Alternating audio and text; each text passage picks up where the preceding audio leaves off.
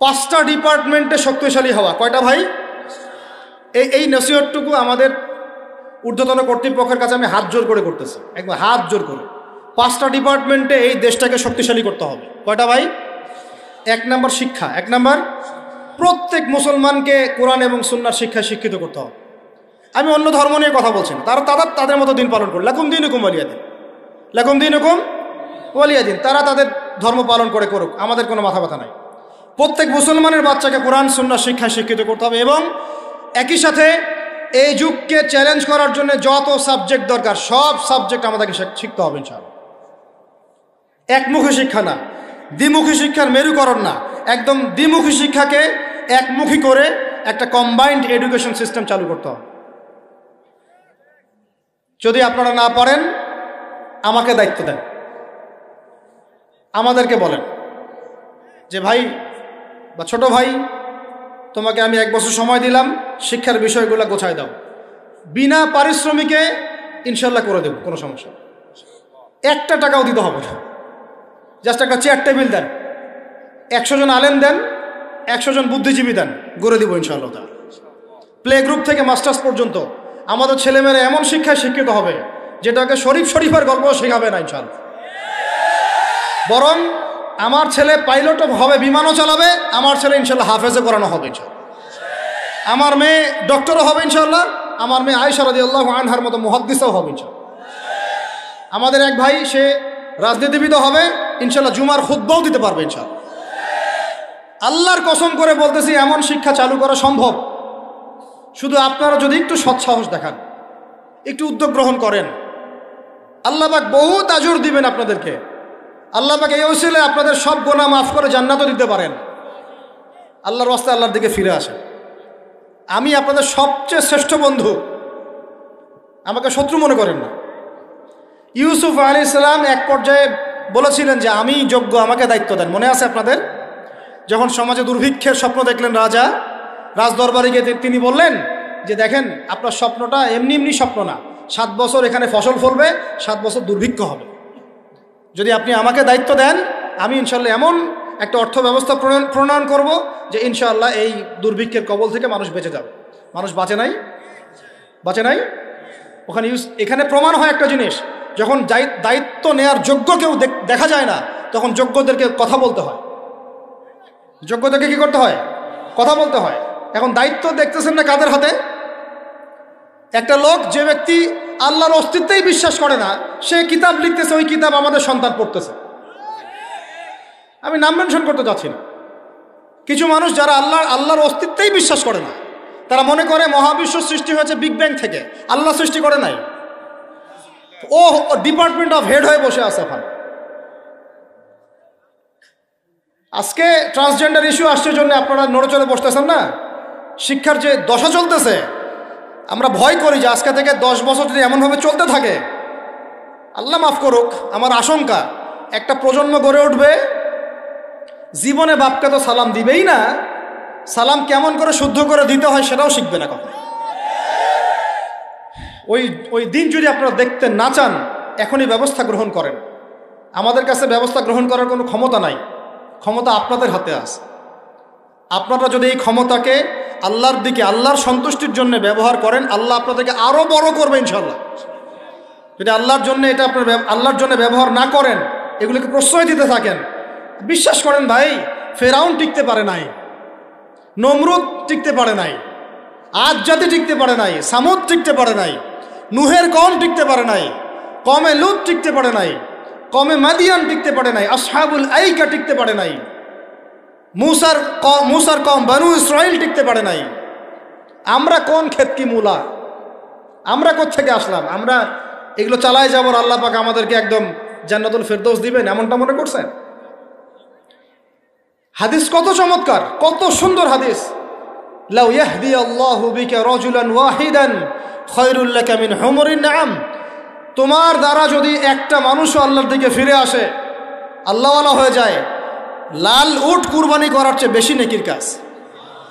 তোমার একটা দাওয়াতে যদি মানুষ আল্লাহর দিনের দিকে ফিরে আসে, ওই আমলকারী সব নেকি তুমি পাবা। যদি একজন সৎ নেতা দাঁড়ায় যায়, বলে যে আমরা প্রাইমারি লেভেলেই ক্লাস 1 থেকে 5 পর্যন্ত যে সময়টুকু, এই সময়টুকুর মধ্যে আমাদের বাচ্চাদেরকে কোরআন তেলাওয়াত করা বাধ্যতামূলক করে দিলাম, সিলেবাসভুক্ত করে দিলাম, ওই নেতার উপর আল্লাহ রহম করবে ইনশাআল্লাহ। সে আছে, সে সাহসী নেতা। আমি আপনাদেরকে বলি যারা রাজনীতি করেন, কারণ আমার সাথে আপনাদের কোনো শত্রুতা নাই, আর আমি আপনার শত্রুও না, বরং বন্ধু। আপনারা যারা রাজনীতি করেন, এমন একটা নেতা খালি বের করে দেন, এমন একটা নেতা হয়ে যান খালি ওমরের মতো।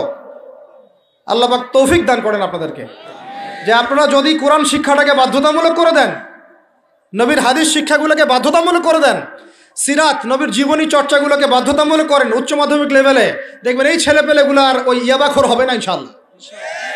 এরা ওই টিকটক, ফেসবুক আর ইয়াবি, পাবজি, ফ্রি ফায়ার নিয়ে পড়ে থাকবে না। এরা কিশোর গ্যাংয়ে যোগ দিবে না, এরা জেনা করবে না ইনশাআল্লাহ। এগুলো আপনি ঠেকাতে পারবেন না, তো জেনা ঠেকাতে পারবেন না এখন আপনি। এরা ফ্রি মিক্সিংয়ে চলে গেছে, সবার ফোনে ফোনে পর্ন দেখতেছে। ওরা বাচ্চাদেরকে ধরে ধরে রেপ করতেছে। এখন ছেলে মেয়ের আদমশুমারি যদি করতে পারেন, একটা কুমারিত্ব শুমারি করে দেখেন, 18 বছরের কম কত মেয়ের সতীত্ব নাই, 21 বছরের কম কত ছেলে সতীত্ব নাই, আপনি টেস্ট করে দেখতে পারবেন। এই হলো সমাজের অবস্থা। এখন চলতেছে সমকামিতা। সমকামিতা, আল্লাহর লুতের গজব নেমে আসবে, লুত আলাইহিস সালামের কওমের গজব নেমে আসতে পারে। আল্লাহ হেফাজত করেন আমাদেরকে। সমকামিতা বৈধ করে গিলিয়ে খাওয়ার জন্য ট্রান্সজেন্ডার চালু করতেছে এরা। ছেলে বাইর থেকে ছেলে, মনে মনে মেয়ে, মনটা চায় ছেলের সাথে যৌন সম্পর্ক করতে, নাউজুবিল্লাহ, অথচ বাইর থেকে একটা ছেলে। সমস্যাটা মানসিক না? 3 দিন টানা সকাল বিকাল কারেন্ট শর্ট দেন মাঠের মধ্যে, সব সমস্যা ঠিক হয়ে যাবে ইনশাআল্লাহ। 3 দিন, বাস 3 দিন থেরাপি দেন, ঠিক হয়ে যাবে। এগুলো প্রমোট করতেছে মিডিয়াতে বিভিন্ন নাটক দেখাচ্ছে, এগুলো দিয়ে ফেসবুকে এরকম ক্লিপ দেখানো হচ্ছে, মানুষ লিখতেছে, অধিকার চাচ্ছে। কোন যুগে আসলাম রে ভাই? আমরা কোন যুগে আসলাম? আল্লাহ রাব্বুল আলামিন আমাদের সবাইকে হেদায়েত দান করেন, অন্যায়ের প্রতিবাদ করার তৌফিক দান করেন। আমি আমাদের ঊর্ধ্বতন কর্তৃপক্ষকে বিনয়ের সাথে অনুরোধ করব, এইগুলোর পিছনে যারা এজেন্ডা বাস্তবায়ন করতেছে সবগুলোকে ধরে ভিতরে ঢুকাই দেন একেবারে। 7 দিন রিমান্ডে রাখেন, ঠিক হয়ে যাবে ইনশাআল্লাহ। আপনারা খালি দাড়ি টুপি পাগড়ি জুব্বা দেখলেই সন্ত্রাসী মনে করেন? এরা তো স্পষ্ট সংস্কৃতির সন্ত্রাস, স্পষ্ট শিক্ষা সন্ত্রাস। আমাদের ছেলেপেলেদেরকে ছেলে জেনা করানোর দিকে নিয়ে যাচ্ছে এরা। কালকে যদি আপনার ছেলে একটা ছেলেকে বিয়ে করে, আপনি খুশি হবেন? আস্তাগফিরুল্লাহ, নাউযুবিল্লাহ। আল্লাহ পাক আমাদেরকে হেফাজত করেন, আল্লাহ পাক আমাদেরকে মাফ করেন। আপনার মেয়ে যদি কালকে একটা মেয়েকে বিয়ে করে নিয়ে আসে, আপনি সমাজে মুখ দেখাবেন কিভাবে? এগুলো এখন যদি না থামাই, তাহলে কখন থামাবেন? ওই যে বললাম, সুদ যখন চালু হয়েছিল আমরা সবাই কিন্তু প্রতিবাদ করি নাই। এখন সবাই সুদখোর হয়ে যাচ্ছে দিন দিন। আমরা যে অনেকে তাহাজ্জুদ পড়ে কান্নাকাটি করি, আল্লাহ দোয়া কবুল করো, এইটা করো সেইটা করো। দেখেন দোয়ার বেশিরভাগই কবুল হয় না। কেন হবে? অর্থনৈতিক জীবনে তো সুদ খাচ্ছি, আমি ঘুষ খাচ্ছি, দুর্নীতি করতেছি, হারাম খাচ্ছি, পণ্যে ভেজাল দিচ্ছি। আল্লাহ পাক আমাদের সবার রিজিককে হালাল করার তৌফিক দান করেন। আর লম্বা করি না ভাই, অনেক রাত হয়ে যাচ্ছে। যে একটা বলেছিলাম যে আমাদের ডানে বামে সব বেষ্টিত, আপনি কিন্তু কোথাও যেতে পারবেন না, এখানেই বাঁচতে হবে, এখানেই মরতে হবে। অতএব আমি 5টা কথা বলছি, 5টা ডিপার্টমেন্টে এই জাতিটাকে শক্তিশালী করতে হবে। আল্লাহ পাক তৌফিক দান করেন। 1 নাম্বার শিক্ষা। 1 নাম্বার কি ভাই? এমন কোন শিক্ষা? শুধু একমুখী না, 2মুখী শিক্ষার সমন্বয়। কোনটা? কোরআন সুন্নাহও থাকবে, আবার জেনারেল শিক্ষাও থাকবে। আল্লাহ পাক তৌফিক এনায়েত করেন, আমিন। 2 নাম্বার অর্থনীতি। 2 নাম্বার কি? আমাদের অর্থনীতি এত শক্তিশালী করতে হবে যে আমাদেরকে যেন পশ্চিমাদের কাছে কখনো হাত পাততে না হয়। আমাদের কৃষি দিয়ে আমরা চলবো, ইনশাআল্লাহ। আমাদের যাকাত ভিত্তিক অর্থনীতি দিয়ে আমরা চলবো ইনশাআল্লাহ। আমাদের সত্যি এটা সোনার বাংলা, এটা সত্যি সোনার বাংলা। আমাদের জমিতে এমন কোনো ফসল নাই ফলে না, তাই না ভাই? কৃষকের কাছে যে ফসলটা ফলে রুট লেভেল থেকে, ওইটা বাজারে আসতে আসতে 10 গুণ দাম বৃদ্ধি হয়ে যায়, সিন্ডিকেট হয় মাঝখানে। এগুলো বন্ধ করলে আমাদের উৎপাদন খেয়ে আমরা শেষ করতে পারবো না। আমাদের যে পরিমাণ ইলিশ মাছ হয় এটা আমরা খেয়ে শেষ করতে পারবো না। আমাদের সমুদ্রে যে পরিমাণ সম্পদ আছে না, এটা উঠাইলে আমাদের জাতির মাথাপিছু আরো বেড়ে যাবে। মাটির তলে গ্যাস আছে, আর যেখানে গ্যাস আছে তার মানে কি জানেন? তার মানে তার নিচে তেল আছে। আজকার কালো তেল পাওয়া যাবে, আর তেল পাওয়া গেলেই দেখবেন আমেরিকা এসে আঁকড়া কাটছে। ওদের কাজই এটা। তখন বলবে যে, তখন যেই সরকারে থাকুক বলবে সরকার ভালো না, ওখানে গণতন্ত্র কায়েম করতে হবে, আমাদেরকে যাইতে হবে। উদ্দেশ্য কিন্তু সরকার না, উদ্দেশ্য কি? তেল। এটাই তেল চোর, সারা বিশ্বের তেল চোরেরা।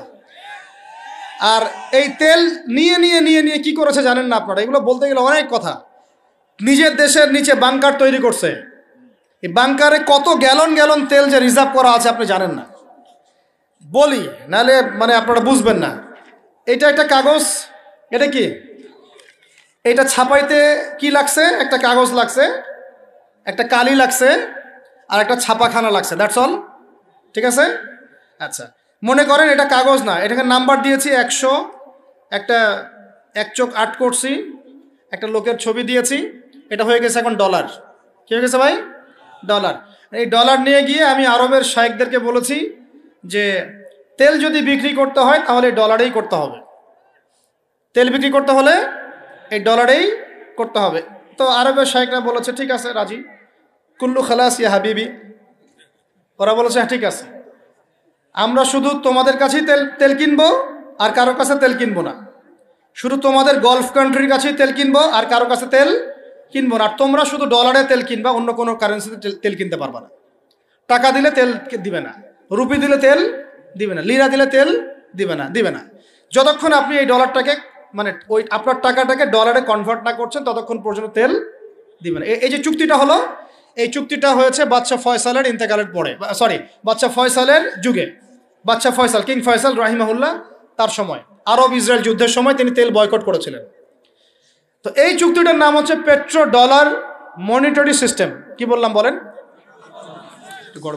Petro dollar monetary system. এখন বলেন, ওলামায়ে কেরাম তো অনেকে আছেন এখানে, বলেন তো এই চুক্তিটা জায়েজ না জায়েজ?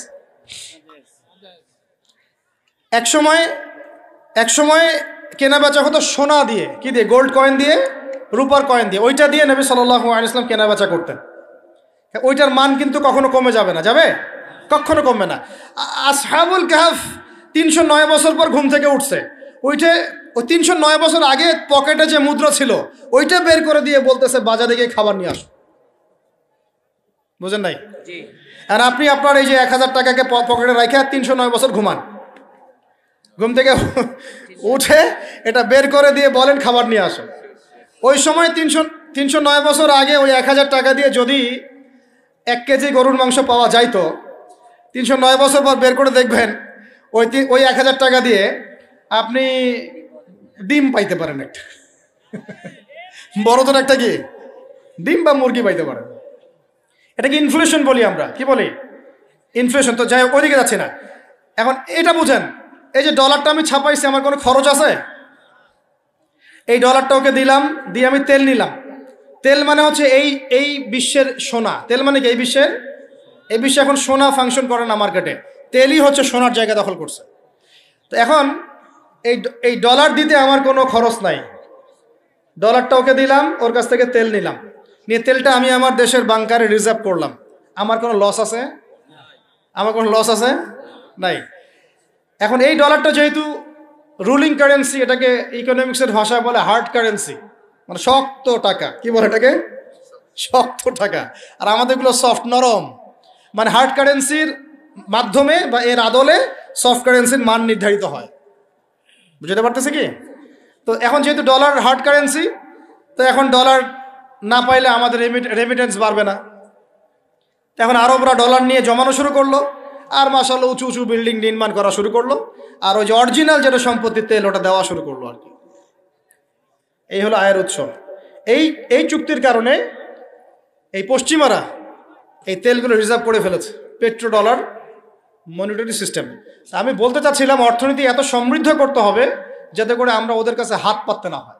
এই জন্য আমার দেশের মধ্যে প্রচুর সম্পদ আছে, গ্যাস আছে, তেল আছে, আমাদের এখানে কিন্তু চুনাপাথর আছে, আমাদের এখানে সামুদ্রিক প্রচুর সম্পদ আছে।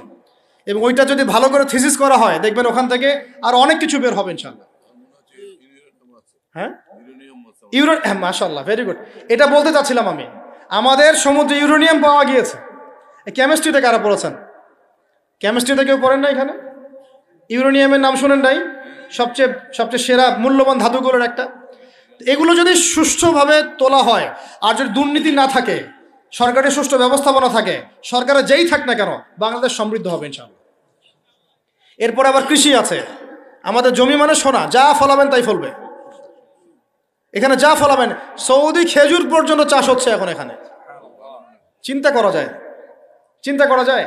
মাছ, আমাদের বলে না মাছে ভাতে বাঙালি, এই মাছ খেয়ে আমরা শেষ করতে পারতাম না। আমরা তো আমাদের শত্রু নিজেরাই। মাছকে আপনি ফরমালিন দিয়ে নষ্ট করছেন, খাদ্যে আপনি ভেজাল দিয়েছেন, বাজারে আপনি সিন্ডিকেট করে দাম বাড়াইছেন। আমাদের গার্মেন্টস শিল্প, যে পোশাকগুলো আমরা নির্মাণ করি, এগুলো আমাদের পরে শেষ করতে পারতাম না আমরা। এগুলো এখন বেশিরভাগই বাইরে যাচ্ছে। তো অনেক প্রবলেম। এই জিনিসটা এক কথায় উত্তর হচ্ছে, যদি আমরা অর্থনীতি সমৃদ্ধ করতে না পারি, আগামী বিশ্বকে আমরা চ্যালেঞ্জ করতে পারবো না। উপরে যে বা যারাই থাকেন তাদের সাথে আমাদের কোনো দ্বন্দ্ব নাই। আমাদের একটা আহ্বান, উদাত্ত আহ্বান, করজোর অনুরোধ, শিক্ষার সাথে সাথে অর্থনীতি সমৃদ্ধ করার চেষ্টা করতে হবে। এর পথে বাধা কি? তাহলে এর পথে বাধা হচ্ছে দুর্নীতি। বাধা কি বলেন? এই একটা অভিশাপ জাতির উপর থেকে না সরাতে পারলে এই সোনার বাংলা আমরা গড়তে পারবো না ভাই। 50 বছর থেকে আমরা পারতেছি, কিন্তু প্রয়োজনের তুলনায় এটা যথেষ্ট না। আমাদের টপ টু বটম সবাই দুর্নীতির সাথে কম বেশি সম্পৃক্ত হয়ে যাচ্ছে। আল্লাহ পাক আমাদের সবাইকে হেফাজত করেন। এগুলো অন্যের সম্পদ আত্মসাৎ করলে পরে আল্লাহ ইবাদত কবুল করবেন না। আল্লাহ পাক আমাদের সবাইকে সৎ হওয়ার তৌফিক দান করেন, সততা বজায় রাখার তৌফিক দান করেন। আর 3টা জাস্ট পয়েন্ট বলে শেষ করে দিব। 3 নম্বর পয়েন্ট হচ্ছে, আমাদের যুব সমাজকে নিয়ে সত্যিকার অর্থেই একটা কর্মমুখী পরিকল্পনা প্রণয়ন করতে হবে। আমাদের অন্যতম একটা সমস্যা হচ্ছে বেকারত্ব। সমাজের যুবকরা দেখেন না, যে জেনারেশনটা যুদ্ধ করেছিল আমাদের বাংলাদেশের মাটিতে, এই জেনারেশনটা কি তারা পারবে? ওদের কি সেই ফিটনেস আছে? ওদের সেই কি প্রশিক্ষণ আছে? ওদের কি সেই খাদ্যাভ্যাস আছে? ওদের কি সেই চেতনা আছে? আমি তো নিজেও ইংলিশ মিডিয়ামে পড়েছি। আমাদের ব্যাকগ্রাউন্ডে এমন অনেক স্টুডেন্ট ছিল যারা ভাষা দিবস, শহীদ দিবস নাম ওটা কবে সেটা বলতে পারে না। 7ই মার্চ কি হয়েছে তারা জানে না। 16 ডিসেম্বর কি দিবস ওরা জানে না।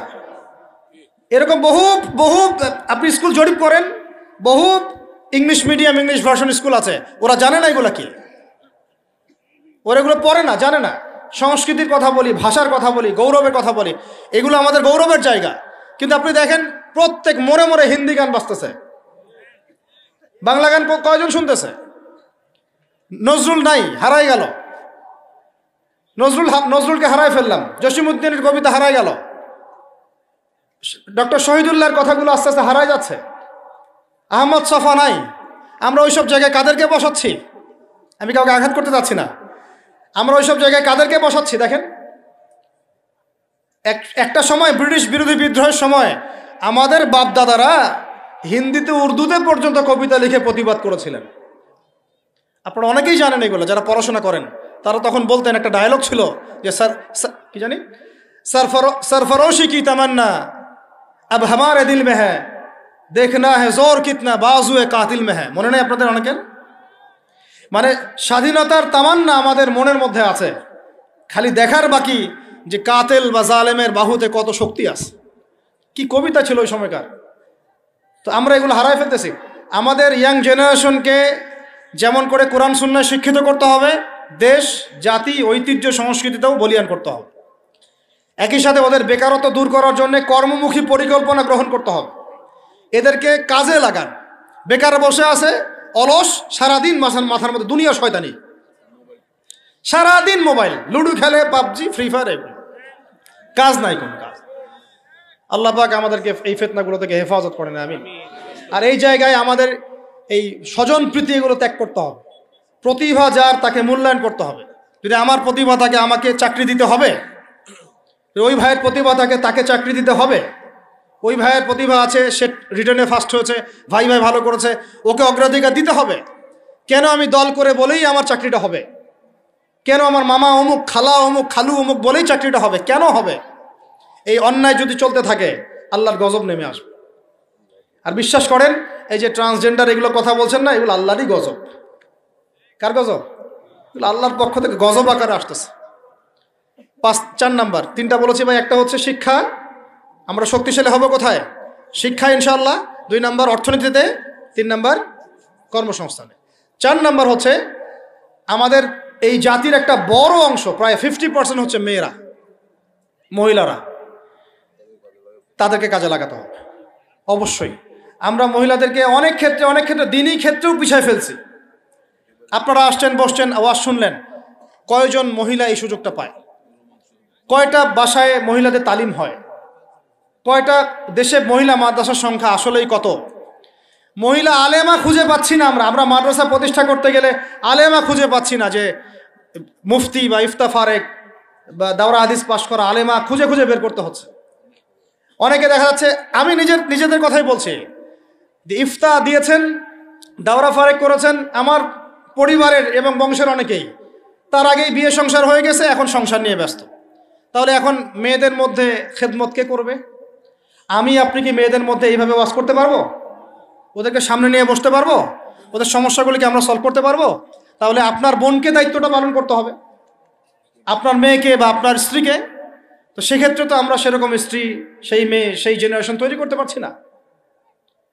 অনেক আলেমের স্ত্রী পর্যন্ত দুনিয়াদার হয়ে গেছে এখন, সোনা দানা, গয়না গাটি, ভ্রু প্লাক, ফ্যাশন এগুলো করতেছে।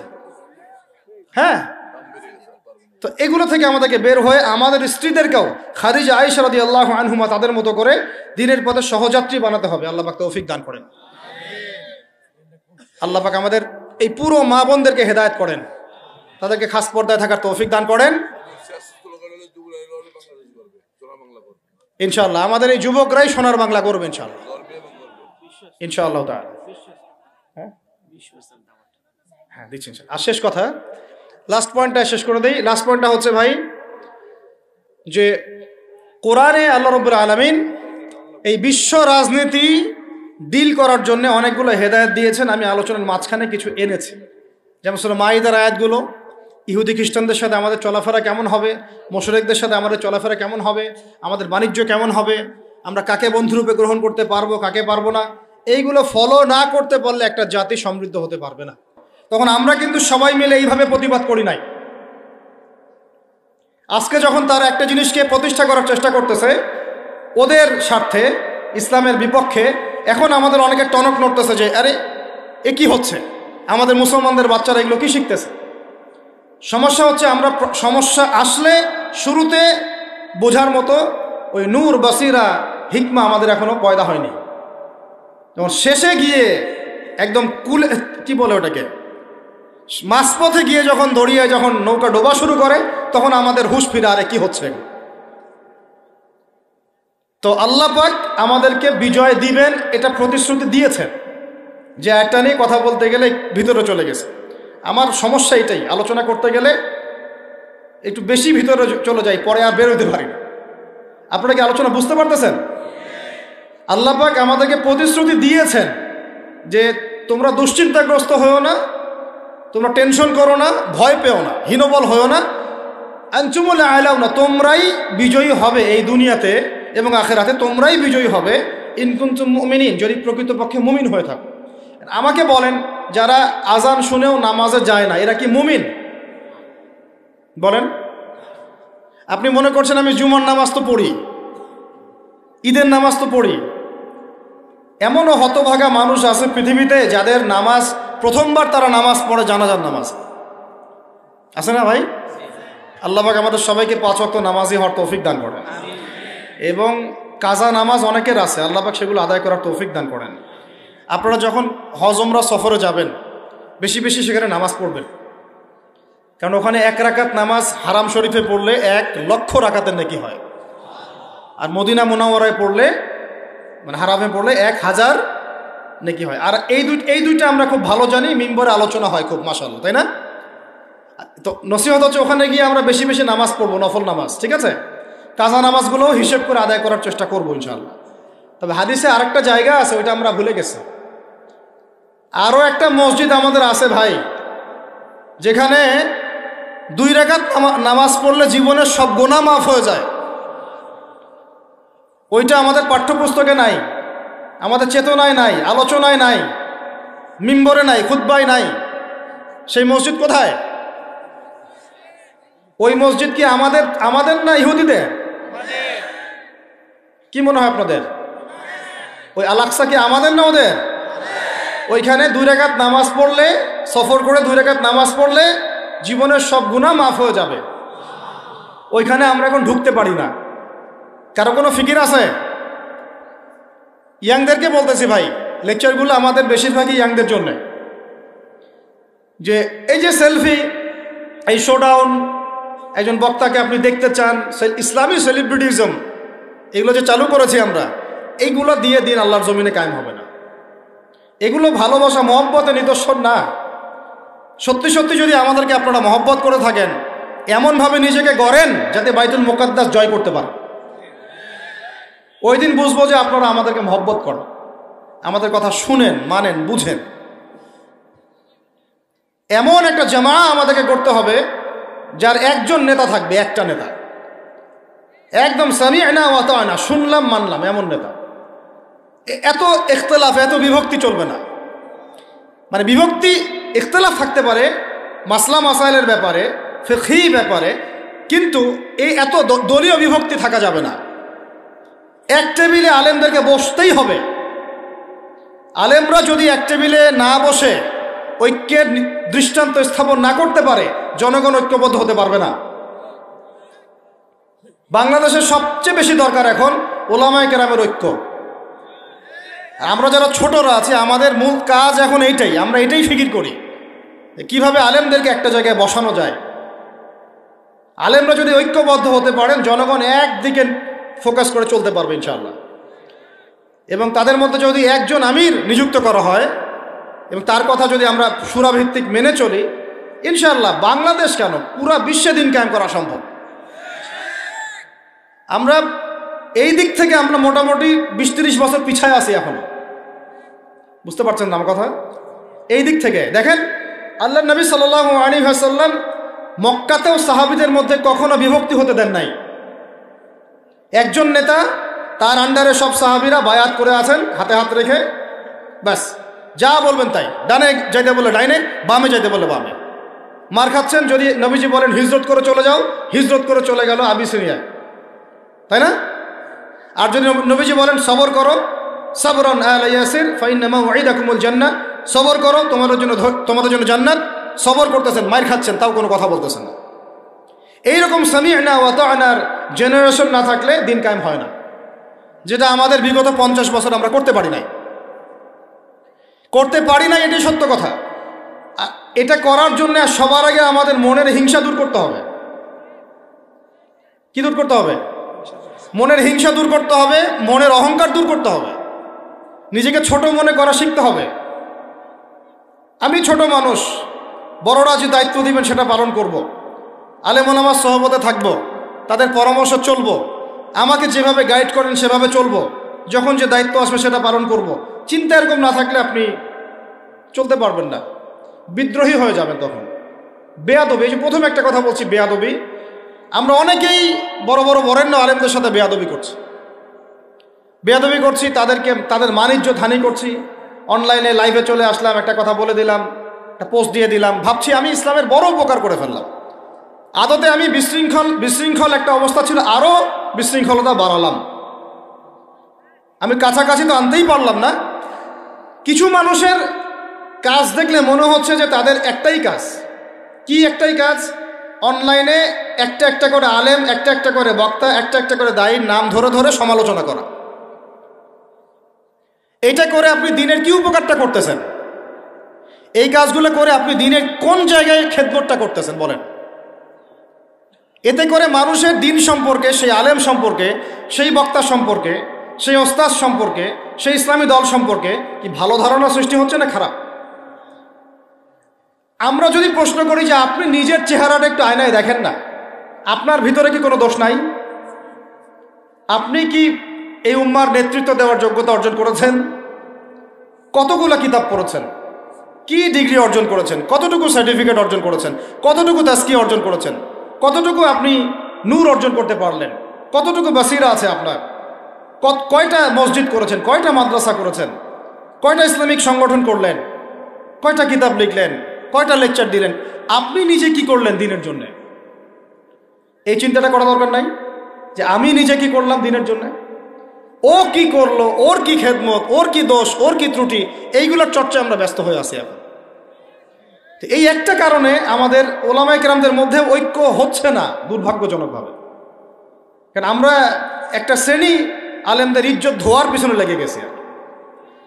একজন আলেম না এটা ভুল করছে ভাই, আলেম মানুষ তো, কেন বেয়াদবি করতে হবে আপনাকে?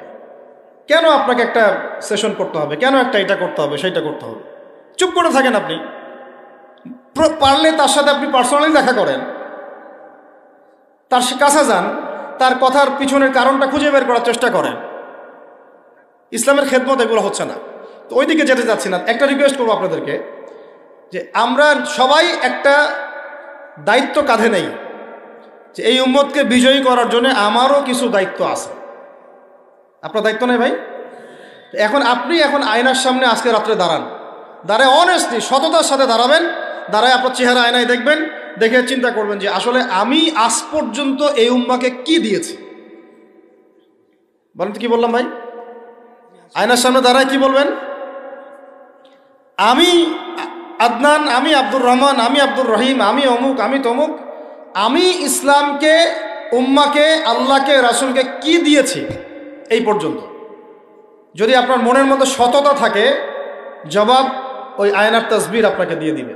একটা উর্দু শের আছে যে চেহারে তো আকসর ধোকা দেতি হ্যায়, সচ তো আইনা বলতি হ্যায়। মানে চেহারা তো বেশিরভাগ সময় ধোকা দেয় মানুষকে, সত্য কথা বলে আয়নার প্রতিবিম্ব। তো আল্লাহর ওয়াস্তে নিজের আত্মসমালোচনা করি, আমরা উম্মাকে কি দিলাম এটার ফিকির করি। এখন যদি উত্তর আসে যে আমি অনেক দিয়েছি উম্মাকে, আমি একদম কামেল হয়ে গেছি, তাহলে বুঝবেন আপনার মধ্যে ইবলিসের চরিত্র আসছে। ইবলিসই বলতে পারে যে আমি সবার চেয়ে শ্রেষ্ঠ। ওই যে বলে নাই, আনা খায়রুম মিনহু, আমি আদমের চেয়ে শ্রেষ্ঠ। খলাকতানি মিন নার, আমাকে আগুন দিয়ে সৃষ্টি করেছেন। খলাকতাহু মিন তিন, তাকে মাটি দিয়ে সৃষ্টি করেছেন। এই কেবার যদি চলে আসে বুঝবেন আপনি ধ্বংস হয়ে গেছে। ফেরাউন বলেছিল আনা রব্বুকুমুল আ'লা, আমি তোমাদের মহান রব। নাউজুবিল্লাহ। আর একজন আল্লাহর বান্দা খালি বলবে আল্লাহুম্মা ইজআলনি ফি আইনি সগীরা ওয়াজআলনি ফি আ'য়ুনিন নাসি কাবীরা। আল্লাহ তুমি আমাকে নিজের চোখে ছোট বানায় দাও আর অন্য মানুষের চোখে আমাকে বড় বানায় দাও। আমিন। তো আত্মসমালোচনা করতে হবে কিনা ভাই? এখন যদি আমার উত্তর আসে যে না আমি তো আসলে ভাই কিছু করতে পারি নাই, এই টুকটাক কিছু লেকচার দিয়েছি এতটুকুই, এখনও আমি উম্মাকে ঐক্যবদ্ধ করতে পারি নাই, উলামায়ে কেরামকে এক জায়গায় আনতে পারি নাই, আমি এখনও কোনো ইসলামিক বড় কোনো অ্যাসোসিয়েশন ফর্ম করতে পারলাম না, এখন পর্যন্ত আমি 100টা কিতাব লিখতে পারি নাই, এখনও আমি ইফতা দেওয়ার মতো বা মুফতি হওয়ার মতো যোগ্যতা অর্জন করিনি, এখনও আমার কোরআনের কত জ্ঞান শেখা বাকি, কত আলেমের সহবতের থেকে নূর নেওয়া বাকি, এখনও কত দূর যাওয়া বাকি। এই চিন্তাগুলো যদি মনের মধ্যে আসে তখন দেখবেন রাতে আপনার ঘুম হারাম হয়ে গেছে। তখন আপনার প্রচেষ্টা চলবে ইনশাল্লাহ কিভাবে এগুলো আপনি অর্জন করতে পারবেন। ওই গুটি কয়েক মানুষকে দিয়ে দিন কায়েম হবে ইনশাল্লাহ। আমার কথায় রাগ করলেন নাকি? একটু মন খারাপ করলে আল্লাহ পাক ওই ওসিলায় যদি আপনাকে আবার দিনের দিকে নিয়ে আসেন, আমার লেকচার ওয়াজ করা সার্থক। একটু আঘাত পাইলে আমি খুশি হব।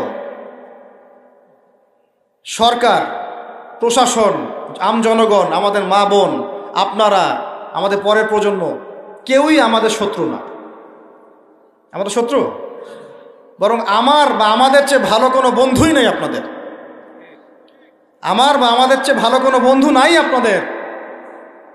যারা আছে এদের ব্যাপারে একটা স্টেটমেন্ট বলে দিই আমি, যে তুঝ জৈসা দোস্ত তো দুশ্মন কি কোই জরুরত নেই। ওইরকম বন্ধু যদি থাকে তাহলে দুশ্মনের কোনো দরকার হবে না। এই বিশ্বে যারা পশ্চিমাদেরকে বন্ধু বানাইছে ওদের কোনো দুশ্মনের দরকার নাই। একদম খোলামেলা বললেন, ইসরায়েলের সাথে যারা আতাত করেছে ওদের দুশ্মনের দরকার নাই। পশ্চিমা আমেরিকাদের সাথে যারা বন্ধুত্ব করে চলছে এতে দুশ্মনের কোনো দরকার নাই। দেখে নিন, এদের চরিত্র হচ্ছে এরা একটা মুখ নিয়ে আপনার সামনে আসবে, ওদের একটা স্বার্থ পিছনে থাকবে, ওই স্বার্থ উদ্ধার করার জন্য বন্ধুর বেশে আপনার সামনে আসবে। এরপর স্বার্থ উদ্ধার করা শেষ, আপনার গর্দান নামাই দিবে। তারপরে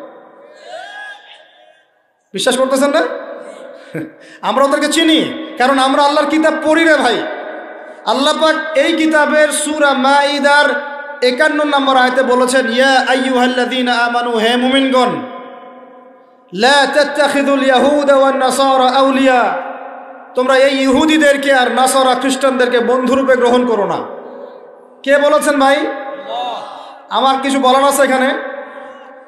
কোন ইহুদি কোন খ্রিস্টানকে? আল্লাহ পাকে সবার কথা বলছেন? উত্তর না, ওদের মধ্যেও কিছু কিছু ভালো মানুষ আছে, সত্য এটা, কিছু কিছু ভালো মানুষ আছে। কারা তাহলে? কাদেরকে নিষেধ করলেন আল্লাহ পাক? আল্লাহ পাক বলছেন বা'দুহুম আউলিয়া ও বা'দ, ওদের মধ্যে কিছু আছে যারা একে অপরের বন্ধু। একে অপরের, বলেন তো ইসরায়েল আর আমেরিকা কি একে অপরের বন্ধু না বন্ধু না? এদেরকে বন্ধুরূপে গ্রহণ করতে আল্লাহ নিষেধ করেছেন। এই আয়াতটা এখন ওই মধ্যপ্রাচ্যের এই হাবিবিদেরকে কে বুঝাবে? কে বুঝাবে?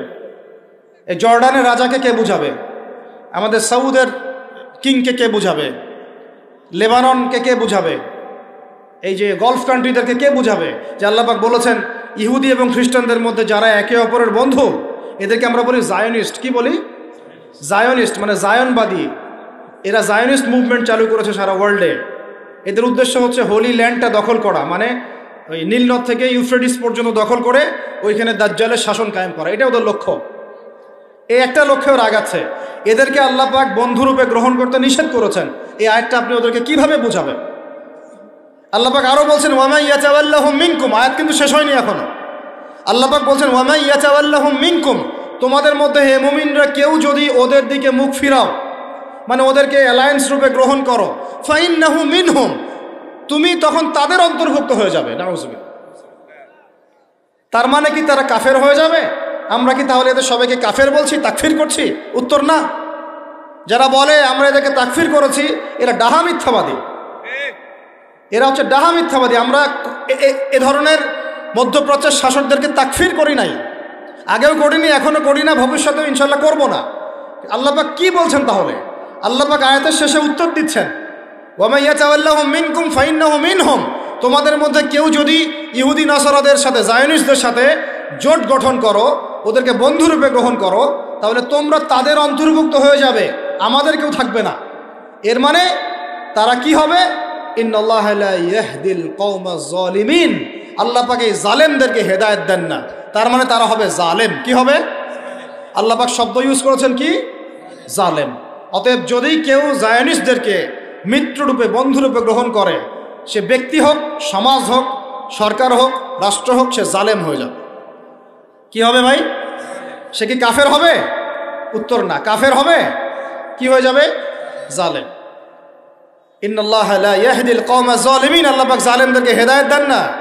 এই জন্যই তো মদের বার ওপেন করতেছেন, এখন কনসার্ট করতেছেন, হ্যালোইন করতেছেন, এইটা করতেছেন, ওইটা করতেছেন। কেন?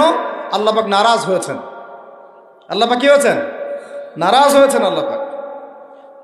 এখান থেকে ফিরে না আসলে আল্লাহ পাক ধরবেন। তো এখান থেকে আপনি বুঝতে পারছেন যে পুরো বৈশ্বিক প্রেক্ষাপটে আমাদের অবস্থাটা কি। আরও একটা আয়াত আছে, এটা সূরা বাকারায়, এটা আরো মারাত্মক। এটা আল্লাহ পাক তার নবীকে বলছেন যে ওয়ালান তারদা, ভালো করে শোনেন যুবকরা, আল্লাহ পাক বলছেন ওয়ালান তারদা। আপনারা হয়তো অনেকে গ্রামার জানেন না, যারা মাদ্রাসা ব্যাকগ্রাউন্ডে তারা জানেন, বুঝবেন। এখানে এমন একটা কথা বলা হচ্ছে যে কখনোই কখনোই তারা সন্তুষ্ট হবে না। ওয়ালান তারদা আনকাল ইয়াহুদা, নাকি ইয়াহুদ, কি ওয়ালান তারদা আনকাল, ওয়ালান তারদা আনকাল ইয়াহুদ ওয়ালান নাসারা হাত্তা তাত্তাবিআ মিল্লাতাহুম। কি কঠিন কথা, কি স্পষ্ট কথা। আমরা কি আল্লাহ পাককে তাফসির শিখাইতে যাব? আমরা কি আল্লাহ পাককে তাউইল শিখাইতে যাব? আমরা কি আল্লাহকে ব্যাখ্যা শিখাইতে যাব? আল্লাহর কালামের স্পষ্ট কথার কোনো ব্যাখ্যার দরকার নাই। এটা তো আয়াতুল মুহকামাত, এটা তো মুতাশাবিহাত আয়াত নয়। আল্লাহ পাক বলছেন ওয়ালান তারদা, কোশ্চিন কালেও সন্তুষ্ট হবে না, আনকা হে নবী তোমার উপরে। কারা সন্তুষ্ট হবে না? আল ইয়াহুদু ওয়ালান নাসারা, ইহুদি এবং নাসারা, এরা কোশ্চিন কালেও তোমার উপরে হে নবী সন্তুষ্ট হবে না। হাত্তা তাত্তাবিআ মিল্লাতাহুম, যতক্ষণ না তুমি ওদের মিল্লাত, ওদের ধর্ম গ্রহণ করছো। আর কিছু বলতে হবে ভাই? হ্যাঁ, আপনি যদি এখন ওদের শিক্ষা, ওদের সংস্কৃতি, ওদের রাজনীতি, ওদের বিশ্ব রাজনীতি, ওদের কূটনীতি, ওদের মানে যা যা আছে, ওদের যা কিছু আছে দর্শন, এগুলোর সামনে আত্মসমর্পণ করেন, বলেন হ্যাঁ এগুলো খুব ভালো, আমরা এগুলো মেনে নিচ্ছি, হ্যাঁ তোমরা আমার দোস্ত বন্ধু, ওরা আপনার কোনো ক্ষতি করবে না, কোনো ক্ষতি করবে না। কিন্তু যদি আপনি এগুলোর বিরুদ্ধে দাঁড়ান, না তোমাদের এইসব গডলেস উল্টাপাল্টা আল্লাহ বিরোধী শিক্ষা এগুলো চলবে না, তোমাদের সুদভিত্তিক অর্থনীতি চলবে না, তোমাদের এই আল্লাহ বিরোধী এই যে জিও পলিটিক্স চলবে না, তোমাদের এই মুসলিমদের উপর অত্যাচার নিধন এগুলো চলবে না, তোমাদের এইসব জুলুম নির্যাতন চলবে না, এইগুলো কথা যদি আপনি বলে ওদের বিরুদ্ধে দাঁড়ান, কথা দিয়ে দাঁড়ান, কলম দিয়ে দাঁড়ান, অ্যাসোসিয়েশন দিয়ে দাঁড়ান, বা একটা জাতিগতভাবে প্রতিবাদ করেন, বা আপনি ওদের জুলুমের বিরুদ্ধে দাঁড়িয়ে যান, বলেন যে না আমরা ফিলিস্তিনিদের পাশে আছি, প্রয়োজনে আমরা ওদের পক্ষে যুদ্ধ করব, এই ধরনের কোনো কথা যদি আপনার মুখ দিয়ে বেরিয়ে যায়, মুখ ফসকেও যদি বেরিয়ে যায়, দেখবেন ওরা পুরো শক্তি নিয়ে আপনার বিরুদ্ধে ঝাঁপায় পড়ছে। বুঝতে পারেন নাই মনে? আর কেমনে বললে বুঝবেন আমার জানা নাই, এর চেয়ে আর খোলামেলা কোনো কথা বলা সম্ভব না। এই হলো কোরআনের কথা। আরো আছে, আরো বলি একটা, নিতে পারবেন তো? এই একটা নিতে পারবেন তো? আল্লাহ নেওয়ার তৌফিক দান করেন। কোরআনের কিছু আয়াত আছে সবাই নিতে পারে না। কোন আয়াত আছে শুনলে মানুষ মনে করে যে কোরআন তো আমার জন্যই নাজিল হয়েছে, আর কোন আয়াত আছে শুনলে মানুষ মনে করে এই আয়াতটা নাজিল করার কি দরকার ছিল। নাউযুবিল্লাহ। এখন এই যুগ চলতেছে, সব মানতে রাজি, কিসের পর্দার কি দরকার? সব মানি কোরআনের, যাকাত ভিত্তিক, কিসের যাকাত দেওয়ার কি দরকার? সব মানি, চোরের আবার হাত কাটতে হবে কেন? মানবতা বিরোধী কাজ।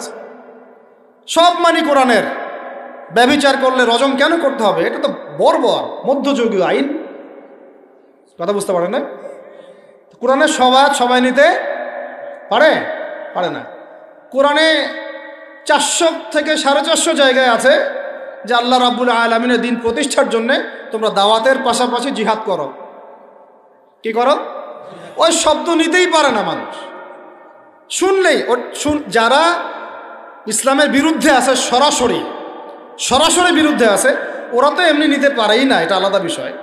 যারা দাড়ি টুপিওয়ালা কালিমা পড়া কিছু মুসলমান আছে, মুনাফিক নামধারী মুসলমান, এরাও নিতে পারে না। দেখেন নাই কি অবস্থাটা হইল অক্টোবর মাসে, এই যে প্যালেস্টাইন ইস্যু নিয়ে এই প্রকাশ্য একটা জিহাদ চলতেছে ইহুদিদের সাথে, একদম স্পষ্ট, সবাই চিনতেছে কারা হকপন্থী কারা বাতিলপন্থী। একটা মানুষ যে নামাজ পড়ে না সেও চিনতে পারতেছে যে হ্যাঁ এরা জালেম, এরা মাজলুম, তাই না? প্রশাসনের 98% ভাই এটাই বিশ্বাস করে যে ইসরায়েল জালেম, এই ফিলিস্তিনের ভাইরা মাজলুম। অনেক ভাইয়ের সাথে আমাদের দেখা হয়, কথা হয়, চা খাই। আল্লাহ পাক তো একটা জায়গা দিয়েছেন আলহামদুলিল্লাহ মহব্বতের। তারা বলে যে হুজুর, যদি সত্যি আমাদের সুযোগ থাকতো, বা আমাদেরকে যদি আল্লাহ পাক সুযোগ দিতেন, বা ওইরকম কোনো নেতা আমাদের থাকতো, আমরা সবার আগে গিয়ে ওখানে যুদ্ধ করতাম। তা আমাদের দেশের প্রশাসনের লোকজন বলেছে। কথা বুঝতে পারতেছেন? কিন্তু মুসলমান নামধারী, আলেম নামধারী, কিছু দাড়ি টুপিওয়ালা বুঝতে পারলো না যে ওই ভাইরা মাজলুম আর এরা জালেম। এরকম চলমান তাজা একটা জাজল্যমান ইস্যুতেও ঘুরিয়ে ফিরিয়ে ইনিয়ে বিনিয়ে ইসরায়েলের পক্ষ নেওয়া শুরু করল। এটা নিয়ে বলতে বলতে আমি ক্লান্ত হয়ে গেছি, আর আমি এগুলো বলতেও চাই না, আমার লজ্জা লাগে। এদের বিরুদ্ধে দু একটা কথা বলতে আমার এনার্জি লস হয় এবং লজ্জাও লাগে। নির্লজ্জ শ্রেণী, নির্লজ্জ। দেখেন সিরাজউদ্দৌলার নাম শুনেছেন? বেচারা পরাজিত হয়েছে। বেচারা কি হয়েছে? কিন্তু লড়াই করে পরাজিত হয়েছে। মীর জাফরের নাম শুনেছেন? ও বেটা ব্রিটেনের হাত ধরে জয়লাভ করেছে, জয়লাভ করে মসনদেও বসেছে, কিন্তু কিয়ামত পর্যন্ত মানুষ গাদ্দারদেরকে মীর জাফর নামে ডাকে। কথা বুঝতে পারেন নাই? তো সবসময় দুনিয়ার সাফল্য, দুনিয়ার বিজয়, দুনিয়ার আধিপত্য সবকিছু না। জনগণ সব বুঝে এখন। বাংলাদেশের ইয়াং জেনারেশন স্পেশালি তারা অনেক পড়াশোনা করে, এখন বুঝে, আলেমদের সাথে থাকে। হক বাতিল এভাবে আপনি আলাদা করতে পারবেন না। হককে বাতিল, বাতিলকে হক বানাইতে পারবেন না। ইনশাল্লাহ হক হকের জায়গায় স্পষ্ট থাকবে, বাতিল বাতিলের জায়গায় স্পষ্ট থাকবে। এই সময়গুলোতে মানুষ বলেছে যে যে ভাইরা শিশু হত্যার প্রতিবাদ করতেছে, বোনদের ইজ্জত নিধনের প্রতিবাদ করতেছে, বোম্বিংয়ের প্রতিবাদ করতেছে, এদের আকীদা ঠিক নাই, এদের মানহাজ ঠিক নাই, এরা সঠিক মুসলমান না। এরকম অবস্থায় মানুষ বলেছে আইয়ুবী রাহিমাহুল্লাহ যখন আক্রমণ করে বাইতুল মুকাদ্দাস জয় করেছিলেন, উনারও আকীদা মানহাজ ঠিক ছিল না। এরকম অবস্থায়ও মানুষ বলেছে বাংলাদেশের মাটিতে বসে দাড়ি টুপিওয়ালা পাগড়ি জুব্বা নিয়ে বলেছে যে হামাস এটা বিচ্ছিন্ন জনগোষ্ঠী এবং ওই নাকি অপরাধী, সক্ষমতা নাই, কেন সে যুদ্ধ করতে গেল। বলেছে যে হামাসকে সৃষ্টি করেছে নাকি ইসরায়েল। তো এই হলো অবস্থা। না এদের আকীদার কোনো সঠিক জ্ঞান আছে, না সত্যিকারের মানহাজের সঠিক জ্ঞান আছে, আর না ইতিহাসের কোনো সঠিক জ্ঞান আছে। হামাস সৃষ্টি হয়েছে 1994 সালের দিকে। কত সাল বলেন? 1989 থেকে 92 সালের মধ্যে একটা চুক্তি হয়েছিল। আমি তো বলি আমার সামনে বসান, আর বসতে চাইলে অনলাইনে বাহাসের কথা বলে, তো অনলাইনে না, যদি পান আপনারা ধরে নিয়ে আমাদের মাদ্রাসায় নিয়ে আসবে। ধরে কি করবেন? আমাদের মাদ্রাসার সামনে বসায় দিবেন। অনলাইনে কোনো বাহাস হয় না, অফলাইনে হবে, সামনাসামনি। কিতাব যত কিতাব আছে নিয়ে আসুক, সমস্যা নাই, কিন্তু অনলাইনে না। হবে কোথায়? অফলাইনের সামনাসামনি টেবিল থাকবে, দুই দিকে দুজন বসবে। প্রয়োজনে প্রশাসন থাকবে, প্রয়োজনে আমাদের আরও বড় বড় ওলামায়ে কেরামরা থাকবেন, তারা এখানে এটাকে জাজ করবেন। এই যে কথাটা বললো হামাসকে সৃষ্টি করেছে কি ইসরায়েল। আমি শুধু অর্থনীতি নিয়ে পড়ি নাই, আমরা 6টা সাবজেক্ট নিয়ে পড়ছিলাম ইউনিভার্সিটিতে। আমাদের ফ্যাকাল্টির মধ্যে 6টা সাবজেক্ট মেইন ছিল, মেজর। একটা হলো ফিলোসফি, একটা হলো ইংরেজি, একটা অর্থনীতি, একটা এই গ্লোবাল অ্যাফেয়ার্স মানে জিও পলিটিক্স, যেটাকে আমরা জিও পলিটিক্স বলি, আর একটা হচ্ছে হিস্ট্রি, আর একটা হচ্ছে পশ্চিমা দর্শন। যে পশ্চিমা দর্শনের এতগুলো কথা আমরা বলি, এমনি এমনি বলি না, আমরা জানি ওদের দর্শনের মধ্যে কোথায় কুফর আছে, কোথায় শিরক আছে। এখন ইতিহাস আপনাকে ছোট্ট করে বলতেছি, 1989 সালে একটা চুক্তি হয়েছে ফিলিস্তিনের সাথে। এই চুক্তিটার নাম 89 থেকে 92 এর মধ্যে, এই চুক্তিটার নাম হচ্ছে অসলো শান্তি চুক্তি। বলেন কি বললাম? এই চুক্তিটা সাধারণ ফিলিস্তিনি যারা তাদের ভূমি ফেরত চায়, যারা ইসরায়েলের পতন চায়, যারা এই জুলুমের বিরুদ্ধে দাঁড়িয়ে আছে, ওরা মেনে নেয় নাই। তো যারা মেনে নেয় নাই, পরবর্তীতে তারা এই হামাস নামক সংগঠনটা তৈরি করেছে। এটা সশস্ত্র অবস্থান, ওদের দুইটা অংশ আছে, একটা আল কাসাম ব্রিগেড, আর একটা হচ্ছে দাওয়ার জন্য। কিছু মানুষ দাওয়াতের মেহনতে থাকে, কিছু মানুষ সশস্ত্র যুদ্ধ করে। এটা উড়ে এসে জুড়ে বসে নাই, এরা বিগত প্রায় 75 বছর থেকে ধাক্কা সহ্য করতে করতে করতে করতে আজকে বাধ্য হয়ে জায়গায় আসছে। একটা কিতাব বাজারে আসবে ইনশাল্লাহ, আপনারা দোয়া করেন যেন কিতাবটাকে মানে সবচেয়ে সেরাভাবে যেন আল্লাহ পাক আনার তৌফিক দান করেন। এর নাম হচ্ছে হুরমাতুল আকসা। কি নাম? আল্লাহ পাক যেন তৌফিক দান করেন, আমিন। একদম বিগত 5000 বছরের ইতিহাস আপনাকে দিয়ে দিব ইনশাল্লাহ। কত বছর? 5000 বছর পুরাতন ঘটনা আল আকসা। কত বছর ভাই? 5000 বছর। ওইটা ইব্রাহিম আলাইহিস সালামের হিজরতের জায়গা। ওখান থেকে ইয়াকুব আলাইহিস সালামের ছেলেরা মিশরে আসছে, ওইখান থেকে মুসা আলাইহিস সালামের যুগে তারা আবার গিয়েছে আল আকসা দখল করতে। ওইখানে আমালেকা সম্প্রদায়ের সাথে জিহাদ হয়েছে। তালুতের বাহিনীর মধ্যে দাউদ ছিলেন, তিনি জালুতকে পরাজিত করে ওইখানে ইসলামী খেলাফত কায়েম করেছিলেন 40 বছর। তারপরে আসছে সুলাইমান আলাইহিস সালামের 40 বছর। তারপরে ওদেরকে নেবুজাত নেজার বের করে দিয়েছে। তারপরে ঈসা আলাইহিস সালাম আসছেন, ঈসা আলাইহিস সালামকে তারা মানে নাই। আল্লাহ পাক আবার নির্যাতন শাস্তি দিয়েছেন টাইটাসের হাতে, রোমান সেনাপতি টাইটাসের হাতে। তারপরে এরা মদিনায় গিয়ে আকরাগারে, বনু কুরাইজা, বনু কাইনুকা, বনু নাজিরে, খায়বারে, এদেরকে আল্লাহ নবী যুদ্ধ করে বের করে দেন। পরে এই 1250 বছর ইসলামী খেলাফতে ওরা জীবনেও বাইতুল মুকাদ্দাসে ঢুকতে পারে নাই। এই 1914 সালে এসে ঢুকছে। কত সালে? 5000 বছরের ইতিহাস তো ভাই আমি 5 মিনিটে বলতে পারবো না, সংক্ষিপ্ত করে বুঝালাম যে 1250 বছর তারা বাইতুল মুকাদ্দাসের আশপাশেও ঘেঁষতে পারে নাই। এই ব্রিটিশদের সহযোগিতা নিয়ে ঢুকেছে 1914 থেকে 18-র মধ্যে, প্রথম বিশ্বযুদ্ধ চলাকালীন, যখন ওসমানীয়রা ব্রিটিশদের বিরুদ্ধে ছিল। উসমানীয়দেরকে পরাজিত করে ওরা এই জায়গাটা দখল করেছে। করার পরে ওই জায়গায় কিন্তু দেখেন জায়গা দখল করে ব্রিটেন ওখানে থাকে নাই, ওই ইহুদিদেরকে জায়গা দিয়ে দিয়েছে। রহস্যজনক না? এত যুদ্ধ করে সে জায়গাটা লিবারেট করলো, করে নিজে থাকে নাই, ইহুদিদেরকে থাকতে দিল। এই যে বলেছি বা'দুহুম আউলিয়াউ বা'দ, এরা একে অপরের বন্ধু, এরা একে অপরের কি বন্ধু। যে বন্ধুত্ব দেখলেন, প্রথম বন্ধুত্ব, জায়গা দিয়ে দিল। তারপরে 1914 থেকে 45 সাল পর্যন্ত ব্রিটিশরা এদেরকে পেলে পুষে বড় করলো, অর্থ দিয়ে, সামরিক যান দিয়ে, মিলিটারি সহযোগিতা দিয়ে, ব্যাংকিং সিস্টেম দিয়ে, যা পারছে সব দিয়ে দিয়েছে, যা পারছে সব দিয়েছে। দেওয়ার পরে ওকে বড় করেছে। তারপরে দ্বিতীয় বিশ্বযুদ্ধ হলো, ওই সময় রুলিং স্টেট চেঞ্জ হয়ে গেল, ব্রিটেনের জায়গায় চলে আসলো আমেরিকা। এবার আমেরিকা এসে ব্রিটেন তাদেরকে যে সহযোগিতাটা করত তার চেয়ে 1000 গুণ বেশি সহযোগিতা করা শুরু করল। করতে করতে ওকে সাধারণ সামরিক অবস্থা থেকে নিউক্লিয়ার মিসাইল সম্পন্ন কান্ট্রিতে পরিণত করল। এখন ওর কাছে নিউক্লিয়ার অস্ত্র আছে, ও সারা বিশ্বে ভেটো দেয়। ইরানের কাছে কয়টা অস্ত্র আছে, তাই না? ইরান পারমাণবিক কর্মকাণ্ড চালাচ্ছে নাকি, ওই দেশ করছে নাকি, সেই দেশ করছে নাকি, ও কিন্তু জীবনে বলে না যে তার কাছে কয়টা পারমাণবিক অস্ত্র আছে। বলে? কখনো বলছে? আর এই কোরআন আল্লাহর কিতাবই আমাদেরকে বলেছেন, আল্লাহর কিতাবে আল্লাহ পাকই আমাদেরকে বলেছেন যে ওয়াইদ্দু লাকুম মাসতাতা'তুম মিন কুওয়া, তোমরা শক্তি অর্জন করো। কি অর্জন করো? তোমরা, মুসলমানদেরকে আল্লাহ বলেছেন তোমরা শক্তি অর্জন করো। শক্তি অর্জন করলে কি হবে?